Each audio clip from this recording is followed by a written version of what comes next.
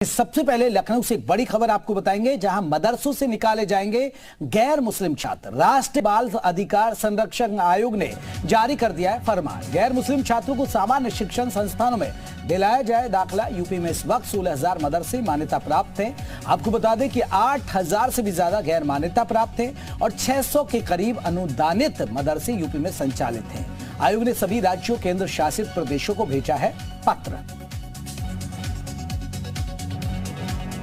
तो मदरसों से निकाले जाएंगे गैर मुस्लिम छात्र। आपको बता दें तो मदरसों से निकाले जाएंगे गैर मुस्लिम छात्र। राष्ट्रीय बाल अधिकार संरक्षण आयोग ने जारी किया फरमान। गैर मुस्लिम छात्रों को सामान्य शिक्षण संस्थानों में दिलाया जाए दाखिला। यूपी में इस वक्त 16,000 मदरसे मान्यता प्राप्त हैं और जबकि 8,000 से भी ज्यादा गैर मान्यता प्राप्त हैं और 600 के करीब अनुदानित मदरसे यूपी में संचालित हैं।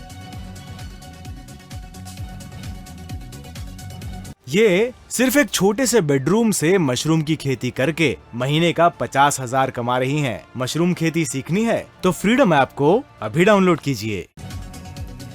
चलिए, मयूर हमारे साथ, हमारे संवाददाता और ज्यादा अपडेट के साथ जुड़ गए। मयूर, मदरसों से निकाले जाएंगे अब गैर मुस्लिम छात्र और ये बाकायदा आयोग की तरफ से एक नोटिस भी जारी कर दिया गया है।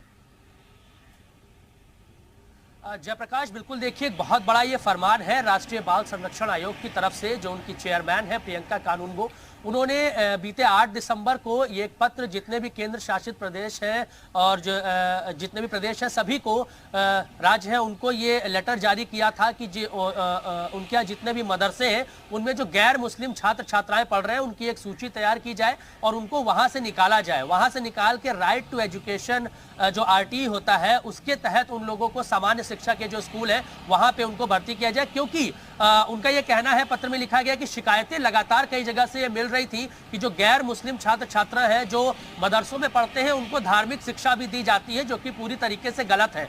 किसी भी गैर मुस्लिम को आप इस्लामिक शिक्षा इस तरीके से नहीं दे सकते। लेकिन इस पर पॉलिटिक्स भी शुरू हो गई है। जो मुस्लिम धर्मगुरु है, मौलाना है, या फिर मदरसों की तरफ से बयान भी ये जारी हो रहा है कि ये पूरी तरीके से गलत है। जितने भी संस्कृत स्कूल है या फिर जो भी गुरुकुल है वहां पर संस्कृत भाषा में पढ़ाई जाती है, वंदना करवाई जाती है। वहां भी गैर हिंदू जो छात्र छात्रा पढ़ते हैं उनको भी हिंदू धर्म के बारे में बताया जाता है।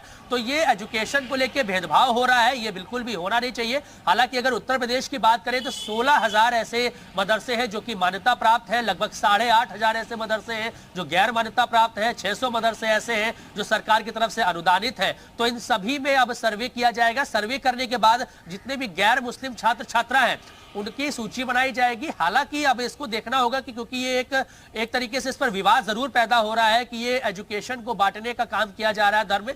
लेकिन जो शिकायतें मिल रही थी उसको लेकर चेयरमैन की तरफ से लेटर जारी किया गया है कि जितने गैर मुस्लिम छात्र छात्रा है उनको वहां से निकाला जाए। लेकिन इसमें जरूरी रोल अभिभावकों का भी हो जाता है कि वो क्या चाहते हैं। उनसे बिना पूछे आप उनके बच्चों को अगर कहीं से निकाल के दूसरी जगह पर आप पढ़ाई करवाते हैं तो क्या वो उसमें राजी है कि नहीं, ये भी पूछना बहुत ज्यादा जरूरी हो जाता है। बिल्कुल, आप बने रहिएगा मयूर, आप बने रहिएगा।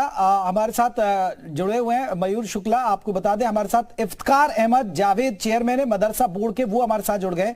इफ्तिकार जी, आपका बहुत बहुत स्वागत है। सर, यूपी में इस वक्त 16,000 मदरसे मान्यता प्राप्त है, लेकिन एक बात सामने निकल कर आ रही है कि मदरसों से अब गैर मुस्लिम छात्र उनको निकाला जाएगा। कैसे देखते हैं सर आप? चलिए, इफ्तिकार अहमद जावेद हमारे साथ जुड़े लेकिन उनसे संपर्क नहीं हो पा रहा। मुस्लिमों में जो गैर मुस्लिम छात्र मदरसों में पढ़ने वाले उनको बैन किया जाएगा। मयूर, जिस तरह अब कहीं ना कहीं फिर से कह सकते हैं कि मदरसे राजनीति की सुर्खियां फिर से बनेंगे, यानी फिर से सियासत होगी अब मदरसों पर।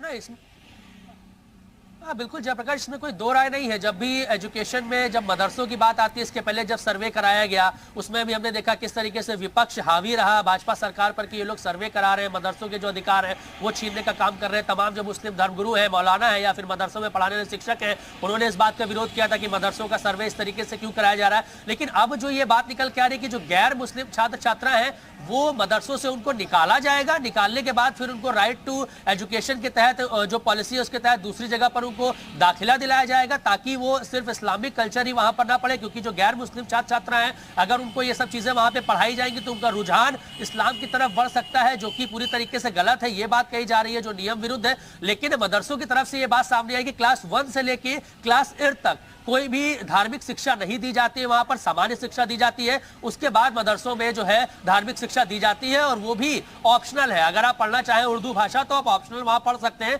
वरना जबरदस्ती नहीं पढ़ाया जाएगा, ये मदरसों की तरफ से कहा गया है। लेकिन जो शिकायतें आ रही थी उसके आधार पर जो राष्ट्रीय बाल संरक्षण आयोग है उसने ये लेटर सभी राज्यों को जारी किया है कि इस पर गंभीरता से इस मामले को ले, अगर इस तरीके का मामला सामने आता है तो उन बच्चों को वहां से निकालें। उनके अभिभावकों से भी पूछना पड़ेगा कि वो क्या चाहते हैं, उसके बाद उनको दूसरे स्कूलों में एडमिशन दिलाकर उनको सामान्य शिक्षा दिलाई जाए।